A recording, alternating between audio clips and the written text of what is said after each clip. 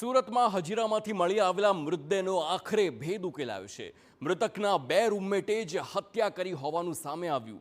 2 આરોપીની ધરપકડ કરવામાં આવી। મૂળ પંજાબના 3 યુવક સાથે રહેતા હતા। ત્રણેય રૂમમેટ વચ્ચે અવારનવાર ઝઘડા થતા હતા। 17 જાન્યુઆરીએ આરોપીએ યુવકની હત્યા કરી। ગળું દબાવ્યા બાદ દિવાલ સાથે માથું ભટકાવી મોતને ઘાટ ઉતારી દેવામાં આવ્યો।